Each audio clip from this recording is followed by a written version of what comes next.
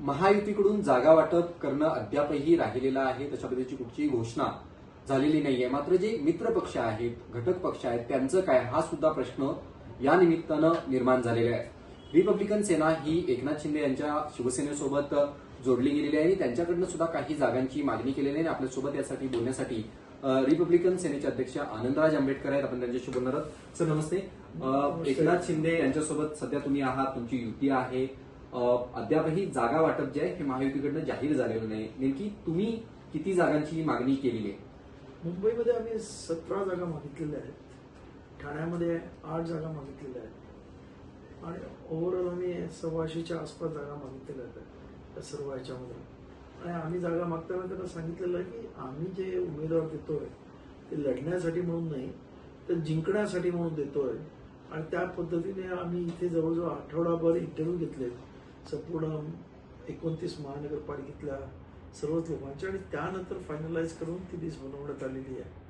आणि त्यामुळे आमचा आग्रह आहे की यामधून जास्तीत जास्त जागा मिळाल्या पाहिजेत जेणेकरून आंबेडकर विचाराची मंडळी या सत्तेवरती जावी, ही आमची अपेक्षा आहे. पण सर, आपण एक अनुभव बघितला इतर मागच्या निवडणुकींचा किंवा सातत्याने ज्यावेळेला घटक पक्ष असतात त्यावेळेला त्यांना अत्यंत कमी जागा दिल्या जातात किंवा त्यांचा जास्त विचार केला जात नाही. मात्र मित्रपक्षांच्या वोट बँकचा जास्त वापर हे मोठे पक्ष करतात.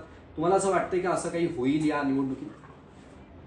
सध्याची परिस्थिती अशी आहे की याच्यामध्ये जर कोणाची वोट बँक जर घ्यायची असेल तर त्यांना कंपल्सरी जागा दिल्याशिवाय ती वोट बँक त्यांच्याकडे टर्न होईलच नाही.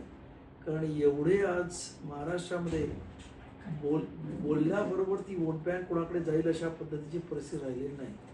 त्यामुळं त्या वोट बँकला विश्वास दिल्याशिवाय ते मतं ट्रान्सफर होतील का, हा महत्त्वाचा प्रश्न आहे. आणि त्यामुळंच आम्ही चर्चा करताना त्यांना सांगितलेलं आहे की आपण जास्तीत जास्त अर्थात त्यांच्या आपण चर्चा अत्यंत टोकाच्या चाललेल्या तर आपण पाहतो की 6-7 फेऱ्या झाल्या तरी अजूनही फायनलायझेशन होत नाही महायुतीमध्ये. त्यामुळं हे जेव्हा होईल तेव्हा नक्कीच आम्ही पण त्यामध्ये असू असं माझ्या अपेक्षा आहे. तुम्ही 17 जागांचा प्रस्ताव दिला, याच्या बाबतीत एकनाथ शिंदेशी तुमचं काही बोलणं झालंय का किंवा त्यांनी तसं कमिट केलंय का? आम्ही त्यांना प्रस्ताव दिलेला आहे.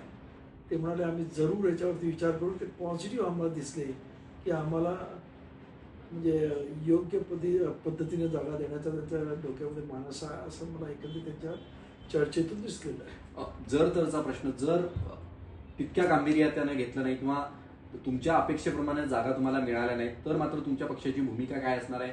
मग मात्र मुंबई महापालिकेत एकला चलोचा मार्ग असणार आहे का किंवा जी नवी युती झालेली आहे ठाकरे बंधूंची त्यांच्याकडे तुम्ही जाणार आहात का? नाही, तसं काही नाही. पण मला वाटत नाही ज्या पद्धतीची आमची चर्चा झाली त्या पद्धतीनं की आम्हाला कोणी वगळतील असं मला आज तरी एकनाथरावकडे वाटत नाही. आणि त्यामुळं मला पूर्ण खात्री आहे की ते सन्मानाने रिपब्लिकन सेनेला योग्य त्या पद्धतीनं जागा देतील.